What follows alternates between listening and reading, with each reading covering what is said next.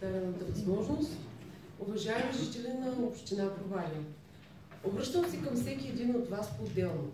От името на инициативния комитет искам да благодаря на всички ви за извървяния път до тук в каузата за възстановяване на студени минерални бани Провадия с функция за бално лечение и запазване на болницата и възстановяване на родилното и хирургично отделение. Ние вярваме, че даже и основните ни опониращи в тази инициатива ще допринесат за осъществяване на тези две каузи. От инициативния комитет бяхме наясно по какъв път поемаме. Ще цитирам част от становището на Постоянна комисия национално и европейско финансиране към Общински съвет Провадия, но трябва да го взема. Извинявам се. В момента не мога. Което точно преди сесията прочетохме, тъй като ни връчиха становищата преди сесията.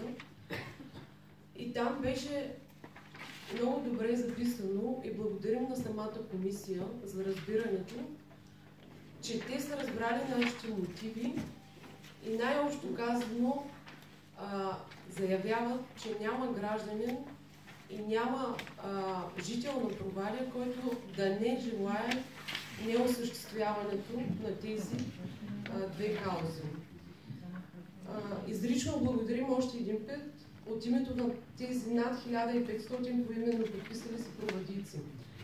Когато започнахме инициативата, нашето желание беше да покажем насоката, към която провадийци искат да бъдат положени усилия от страна на управляващите на нашата община, какво е нужно на Провадия, за да просперира нещо, което го е имало в Провадия, което е било възможно, което е било загубено, за да бъде отново факт.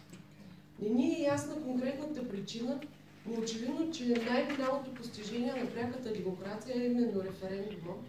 Вземането на директно решение от народа стресира администрацията в лицето на кмета. Кмета на комисиите лично изрази мнение за въпросите, предложението и мотивите, че били лаконични и популистки. Ние не се притесняваме това да го кажем. Действително, въпросите са кратки и ясни. Нямаме претенция към неговото изложение, цитирам, лаконични, тъй като лаконично означава точно това. Но какъв популизъм може да се съдържат във факти? Всеки може да си даде отговор, факти ли са тези твърдения, че приватизационната сделка на минерални бани през 2004 година е неизпълнена, че балнеолечението в Провадия от тогава няма, че общината е приела решение да развали сделката през 2009 година, че точно Филчо Филев е декларирал на тази сесия, че ще се въздържи при вземане на това решение за разваляне на сделката, че съда е позволил обезпечение на иска за разваляне на сделката за над 1 милион лева, че после някой в общината е бездействал, че иск не е заведен и по странен начин с търг на банка сградния фонд на минерални бани минава във втора и така нататък частна ръка. И по това време, и след това време, общината пак е бездействала. Че балнеолечението съществувало от началото на 20 век, вече не съществува в Провадия. Че уникалният лечебен извор и минералната вода са неизползваеми. Че едни природни ресурси в Провадия са оставени на самотек. Че хората в Провадия се нуждаят от лечение. Че лечебното заведение не е в цветущо положение. Че децата с лоши травми, възрастни с здравословни проблеми, малки и големи, трябва да пътуват в болки до варненските хирургии, че родилки ги израждат на кушетката в спешното, че медиците в спешното отделение са се превърнали в гинеколози, травматолози, хирурзи и че. Това са все факти. Това популизъм ли са или са факти? Търсенето на решение от гражданите ли е популизъм? Обръщането ни към представителите в Общинския съвет ли е популизъм? Уважаеми общински съветници, уважаеми съграждани, нашето становище на инициативния комитет е, че общинските съветници бяха насочени в посока и въз основа на тази посока взеха своите становища. Днеска ги имаме фактически на ръка. И тези становища, ако стигнем до съд, ще се окаже, че нямат нищо общо с предложението на инициативния комитет. Припомняме на всички вас, че няма нищо лошо хората директно да решават важни проблеми. Мислите, че гражданите няма да могат да направят правилна преценка ли? Та вие в залата сте живото доказателство за това, че хората могат да решават важни проблеми. Кой да е кмет и кой да е общински съветник. Та именно тяхното мнение е определящо в тази зала. Поради мнението на проводици, вие сте в това си качество тук, като техни лидери и наши представители. Има ли пречка същите тези хора, вместо на предизборно събрание, да си кажат директно мнението, да ги има ли баните или да ги няма? Да има ли родилно отделение или да няма? Не сте ли съгласни, вие като общински съветници, да им дадете това самочувствие и по такъв начин да им засвидетелствате вашето уважение към тяхното мнение? Знаем, че в някои в тази зала веднага набира контраргумента, даден на комисиите, че нашите въпроси са незаконосъобразни.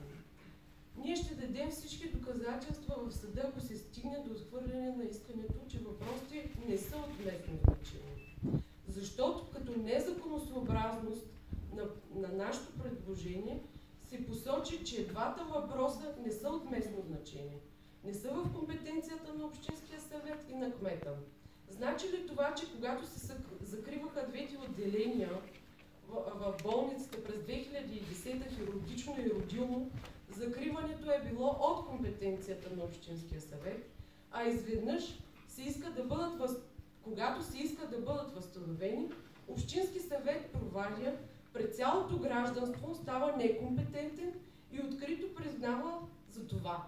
Не, тук действително с игра на думи, изреждане на членове и алинеи непонятни за хората и за гражданите, защото ние не можем да го разтълкуваме така, както беше разтълкувано на комисиите, ви накараха вас като общински съветници да забравите същността на предложението. Минерални солени бани. Когато ги предоставяше Общинския съвет с приватизационна сделка и задължаваше частника да си запази дейността и статута на бални лечения, Общинския съвет беше компетентният орган. Сега, както се казва, дава назад и в становищата на комисиите се каза, че Общинския съвет или кмета е некомпетентен да решава. Кой дявол тогава овропласти минерални бани и ги подари на частници? Та само тухлите сигурно струваха 250 хиляди. Позволиха си да намесят пред вас общинските съветници, даже и концесионера на солното тяло. Трябва искрено да ви уведомим, че този аргумент, според хора, с които сме се консултирали, пред съда по оспорване на вашето евентуално решение за отказ няма да мине. Даже и с цената на аргументи, които самия концесионер ще даде. От инициативния комитет ви призоваваме всеки един общински съветник да преразгледа становището си. И призоваваме този общински съвет да направи първата крачка към възстановяване на баните, родилното и хирургията. По повод целесъобразността на поставените въпроси, ви уверяваме, че по-голям аргумент от подобряване на здравето и здравният статус на населението няма. И никой друг аргумент не може да го обори. Кое е по-важно? Здравето или пестенето на пари? Каквито аргументи се изказаха в комисиите. Затова ви уверяваме, че в тази кауза ние не поставяме граници. И именно за това се обърнахме към всеки един от вас, вие да поемете каузата и да направите нещо положително в тази насока. Тогава инициативният комитет ще си е свършил работата. В противен случай, при неглижиране на поставените пред вас проблеми на града и желания на гражданите, както се изказа в комисията господин Парушев, да се върви в тази посока, ще бъдем принудени да отстояваме каузите до край и така както можем. Предложението е от гражданите, решението е ваше. От инициативния комитет сме убедени, че при дълновиден управленчески капацитет ще ги има и студени минерални бани с функция за бално лечение и родилното и хирургията. Предлагаме ви, вие да го направите. Благодаря ви.